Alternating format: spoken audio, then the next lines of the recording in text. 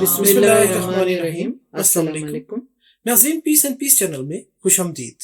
ناظرین، آج کی ویڈیو کا آغاز کرتے ہیں اس دعا کے ساتھ کہ اللہ رب العزت سے دعا ہے کہ وہ ہم سب کو اور ہم سے جڑے ہر رشتے کو اس نعمت سے سرفراز فرمائے جس میں ہم سب کے لیے خیر و برکت ہو، عزت و وقار ہو اور راحت و سکون ہو، آمین۔ اور صحت و تندرستی ہو، ترقی اور خوشحالی ہو اور دنیا اور آخرت کی بھلائی ہو، آمین۔ ناظرین دیکھیں اللہ تعالیٰ کتنا مہربان ہے انسانوں پہ۔ عرب کے لوگ اللہ تعالیٰ کو چیلنج کرتے تھے کہ ہم پہ عذاب لا۔ تو کیا پھر ان پہ عذاب آ جاتا تھا؟ نہیں، اللہ تعالیٰ ان کو مہلت دیتا تھا۔ اور وہ کس لیے؟ اللہ تعالیٰ ان کو مہلت دیتا تھا کہ یہ توبہ کر لیں اور اس طرح سے کہ ان کی بخشش کر دے۔ صحیح۔ ناظرین، اس کا ذکر سورہ الانفال آیت نمبر 32 میں ہے۔ آپ کے سامنے اس کا ترجمہ پیش کرتے ہیں۔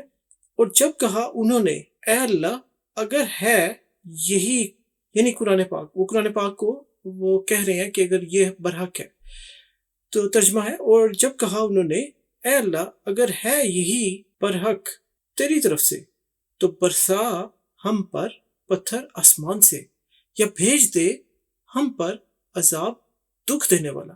تو یہی بات ہے جو آپ نے کی کہ وہ اللہ تعالیٰ کو چیلنج کر رہے ہیں کہ اگر یہ قرآن پاک برحق ہے تو ہم پہ پتھر برسا، استغفر اللہ، اور دکھ دینے والا عذاب دے۔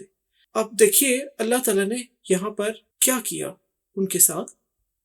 آیت نمبر 33 کا ترجمہ، سورہ الانفال آیت نمبر 33۔ اور نہیں ہے اللہ ایسا کہ عذاب دے ان کو جبکہ تم ہو ان میں۔ تم ہو ان میں، اس کا کیا مطلب ہے؟ جی، اس آیت میں اللہ تعالیٰ بتا رہے ہیں ان لوگوں کو کہ اللہ تعالیٰ عذاب نہیں دے گا کیونکہ حضور پاک صلی اللہ علیہ وآلہ وسلم ان کے درمیان موجود ہے۔ ایک تو یہ وجہ ہے، یعنی ان کی خاطر، ان کی وجہ سے، جی ان کی وجہ سے، ان کی خاطر سے کہ اللہ تعالیٰ ان پہ عذاب نہیں لا رہا۔ لیکن ابھی اس میں ایک اور بات بھی ہے۔ اب دیکھیے مزید ترجمہ سنیے، سورہ انفال آیت نمبر 33 کا مزید ترجمہ۔ اور نہیں ہے اللہ انہیں عذاب دینے والا جبکہ وہ استغفار کرتے ہوں۔ یعنی اللہ تعالیٰ پھر بھی کتنا مہربان ہے کہ وہ استغفار پڑھتے ہیں تو تب تک عذاب نہیں آئے گا۔ یہ اسی لیے ہے ناظرین کہ جب اللہ تعالیٰ کسی کو حق اور باطل دونوں دکھا دے، سچ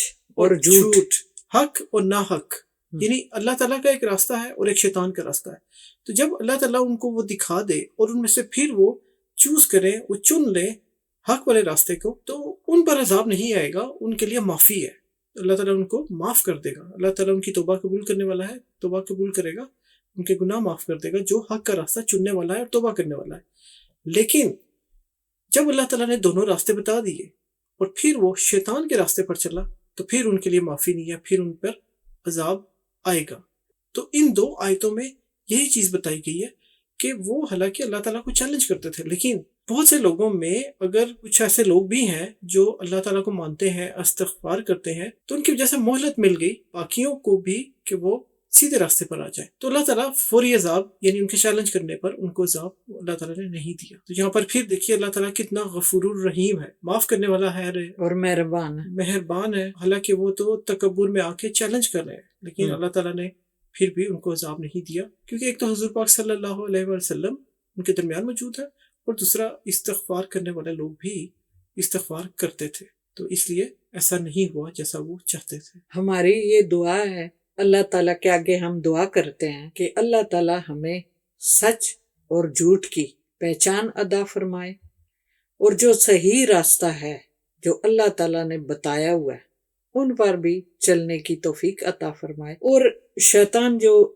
انسان کو ورگلاتا ہے، بہکاتا ہے، اس کے شر سے بھی اللہ تعالیٰ ہم سب کو محفوظ رکھے، آمین، اور اچھے کام کرنے کی ہم سب کو اللہ تعالیٰ توفیق عطا فرمائے، آمین آمین، برے کاموں سے بچائے، آمین۔ ناظرین، اس ویڈیو کے ساتھ آپ کے ساتھ شیئر کرتے ہیں ایک بہت ہی اچھی بات، جیسا کہ ابھی ذکر ہو رہا تھا کہ نئے کام کرنے چاہیے، اللہ کے راستے پر چلنا چاہیے، تو اسی سلسلے میں یہ بھی ایک اچھی بات ہے جو ہم آپ سے شیئر کرنا چاہتے ہیں۔ جی، جیسے اللہ تعالیٰ نے فرمایا ہے کہ آپ نے اگر ایک انسان کو بچایا، پوری انسانیت کو آپ نے بچا لیا، تو کتنی بڑی اعزاز کی بات ہے. ہم، اگر آپ خدا نہ کرے کوئی حادثہ ہو جاتا ہے، اس کو آپ انسان بچا لیتے ہیں، انسان کو، تو سمجھو آپ نے انسانیت کو بچا لیتا. یعنی اس کے سارے کا مطلب یہ ہے کہ اس کی فیملی، والدین، کوئی بیوہ بہن ہے اور بچے ہیں، یعنی کتنے بندے ایک فیملی میں رہ رہے ہوتے ہیں. اور وہ ان کا کفیل ہے ان کا کفیل جس کو آپ نے ہے. اگر بچا لیا کسی حادثے ہاں. سے، تو آپ دیکھیے کہ آپ نے اس سے جڑے ہوئے کتنے انسانوں کو، ایک خاندان کو، اور اس خاندان سے آگے کتنے لوگ جڑے ہوئے ہیں، ان سب کو آپ نے ایک طرح سے بچا لیا. یعنی یہ چھوٹی چھوٹی نیکیاں ہیں.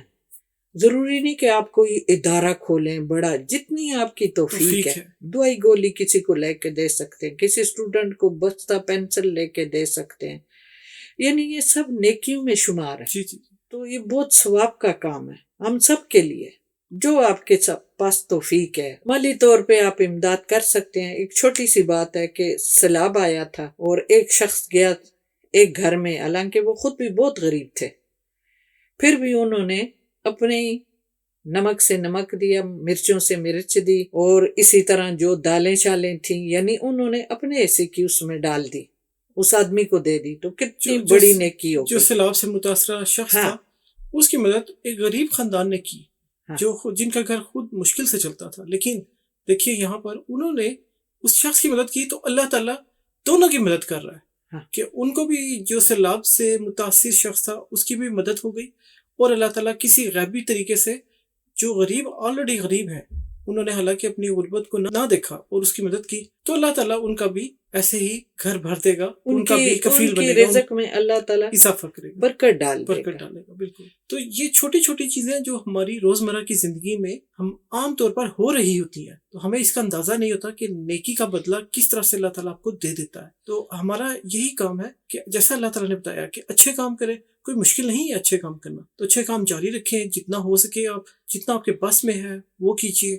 اللہ تعالیٰ بھی آپ پر نظر خاص رکھے گا، اور آپ کے رزق کو اور آپ کے جو خوشیاں ہیں، جان و مال ان میں برکت ڈالے گا، اور ایسے کمائی عطا میں فرمائے بھی. گا. جی.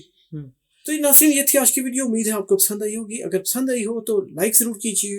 اللہ تعالیٰ کی باتیں ہیں، قرآن سے لی گئی باتیں جو ہم آپ کے ساتھ شیئر کرتے ہیں، ان کو زیادہ سے زیادہ آپ بھی شیئر کیجیے اپنے واٹس ایپ گروپ میں، فیس بک میں، ٹویٹر پہ، انسٹاگرام پہ، تاکہ اللہ کا پیغام زیادہ سے زیادہ لوگوں تک ہم پھیلائیں اور نیکیوں کی ترغیب دیں لوگوں کو، تاکہ اس کار خیر میں ہم سب اکٹھے شامل رہیں. ناظرین، چینل کو سبسکرائب بھی کر لیجیے، جس سے آپ کو نوٹیفیکیشن بھی ملیں گے ہر نئی آنے والی ویڈیو کی، اور ہماری حوصلہ افزائی بھی ہوگی. تو ملیں گے ہم انشاءاللہ آپ سے اگلی ویڈیو میں. تب تک کے لیے ہماری طرف سے خدا حافظ. اپنا بہت خیال رکھیے گا. اللہ حافظ.